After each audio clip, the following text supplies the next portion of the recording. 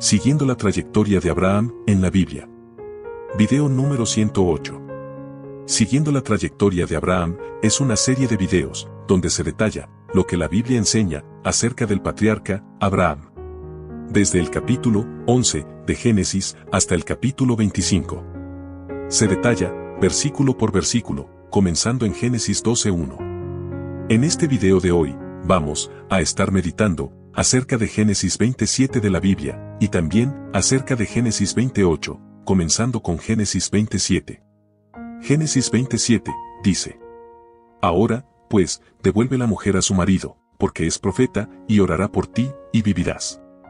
Y si no la devolvieres, sabe que de cierto morirás tú, y todos los tuyos. Los detalles de Génesis 27. Génesis 27 contiene palabras de Dios dirigidas a Abimelec, quien era rey en el territorio de Gerar. Yahvé señaló el camino a Abimelec para que demuestre su sinceridad y su arrepentimiento. Esa sería una evidencia clara del cambio de corazón de ese rey. Dios reveló a Abimelec diciéndole, porque es profeta, y Dios se refería al patriarca Abraham. Ya dijimos que esta fue la primera vez que el sustantivo profeta fue usado en la Biblia. Abraham no era un profeta en el sentido de ser un hombre que predecía el futuro, sino que era profeta porque Dios le dio el don de recibir revelaciones y por interceder a favor de los hombres delante de Dios. Ver Génesis 12:7 y 15:1. La verdad es que Dios escogió a Abraham de un modo especial. El profesor bíblico, John Dedes, dijo que tal vez Abraham fue identificado como profeta para poner énfasis a su naturaleza como un intercesor delante de Dios, aunque no por la habilidad de predecir el futuro. En un sentido real, Abraham fue un portavoz escogido por Dios.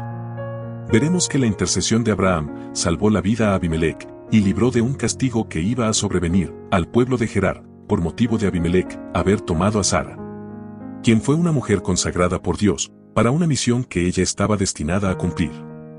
Tal como ya establecimos, Dios rejuveneció a Sara, que para aquel tiempo, ella tenía cerca de 90 años de edad, no para que Abimelec se enamorara de ella, sino para que ella diera a luz a Isaac, el hijo de la promesa. Pero Abimelec quiso tomar a Sara como una esposa para él.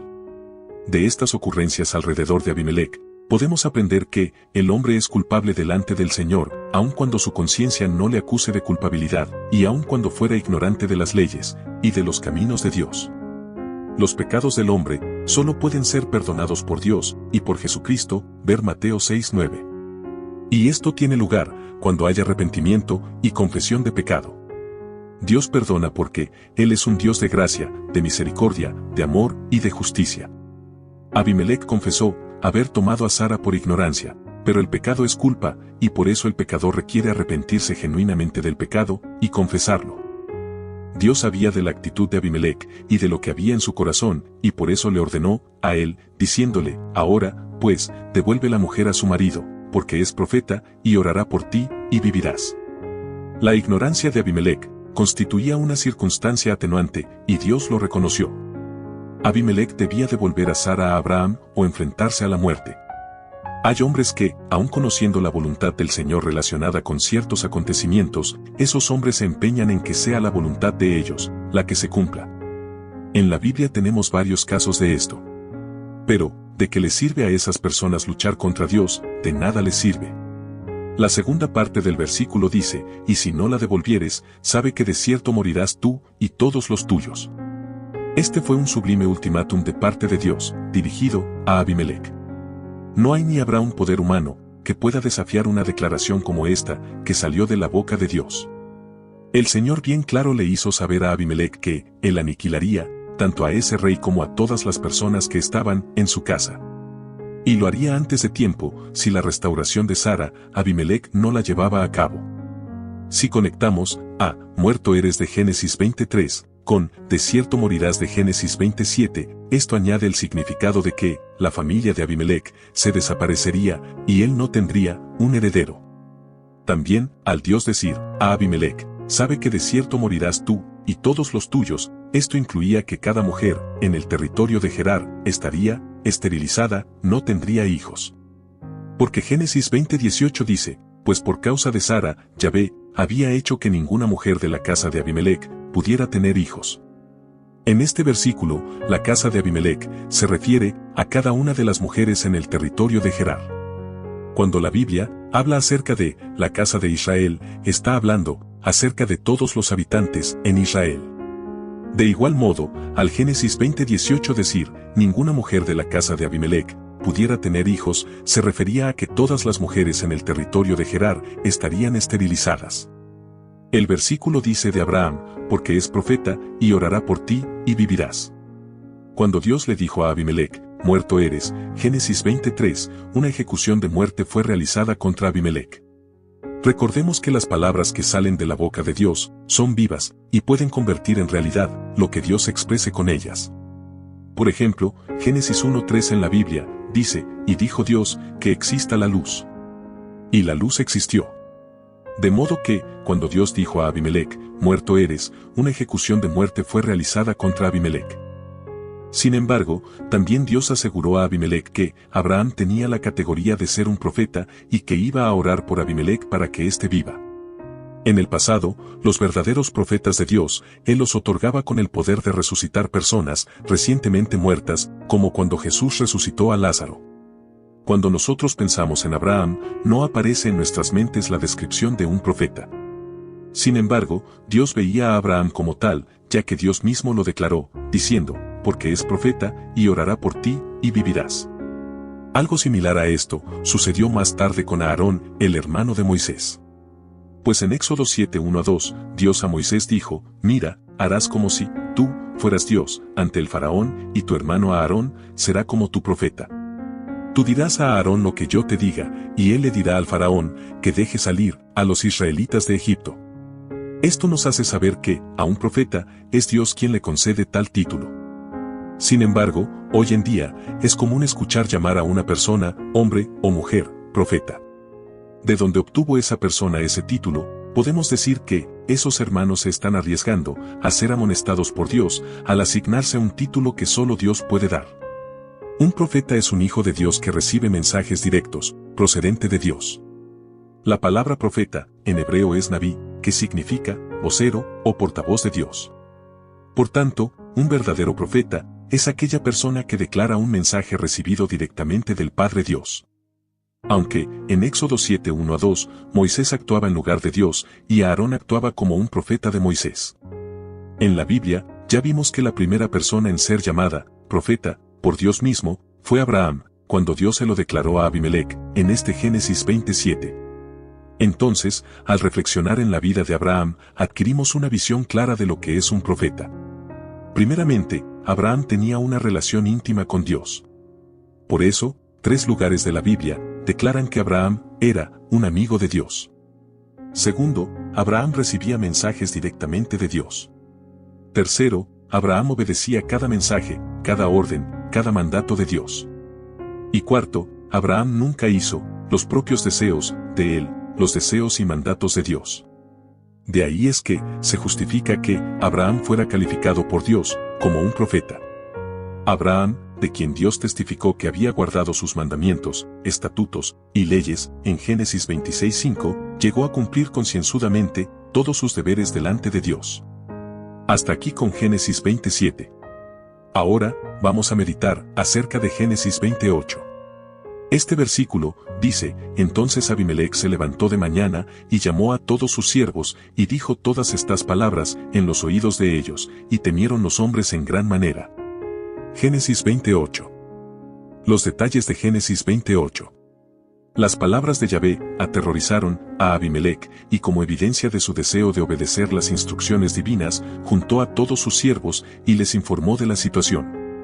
La frase, se levantó de mañana, sugiere el deseo de Abimelec de obedecer enseguida a Yahvé. Abimelec confesó su falta y explicó los peligros e informó a sus siervos sus intenciones de arreglar el asunto, demostrando así su humildad y su temor a Yahvé. La frase, y temieron los hombres en gran manera, demuestra que, en cierta forma, aquellos paganos, al menos en esta ocasión, sintieron temor de Dios. Lo cual estuvo opuesto a lo que Abraham había pensado, según Génesis 20:11. Es normal que, ante una advertencia fuerte de Dios, el ser humano se llene de temor. De hecho, la Biblia apoya esa característica. Proverbio 1:7 dice, el temor a Dios es el principio de la sabiduría. Aquí, la Biblia fomenta el tener temor reverencial a Dios. Entonces, estuvo bien lo que leemos en este Génesis 28, que dice, y temieron los hombres en gran manera. Pues, estos hombres entendieron lo que Dios podría causar a ellos si Él hubiera decidido juzgarlos y hallarlos culpables. En Gerar, Abraham se percató del nivel ético y la conducta moral de la gente, la cual era muy baja. Sin embargo, él se equivocó pensando que los habitantes de Gerar no sentían temor a Dios. Debido a que Abraham pensó que los de Gerar no tenían temor a Dios, Abraham declaró a la gente que él y Sara eran parientes cercanos. Pero silenció que también eran marido y mujer. Pues por alguna razón, para Abraham era evidente que la moral de ellos estaba por el suelo, y quizás por eso Abraham temía que, si declaraba que él y Sara eran esposos, a él lo matarían allí mismo, y tomarían para el rey Abimelec a Sara. Es posible también que Abraham estaba afectado por la conducta pecaminosa de los aniquilados sodomitas, lo cual haría que él estuviera en alerta más de lo necesario. Lo cierto es que Abimelec, el rey de Gerar, apoyaba conductas torcidas entre su gente. Y es posible que él las promovía.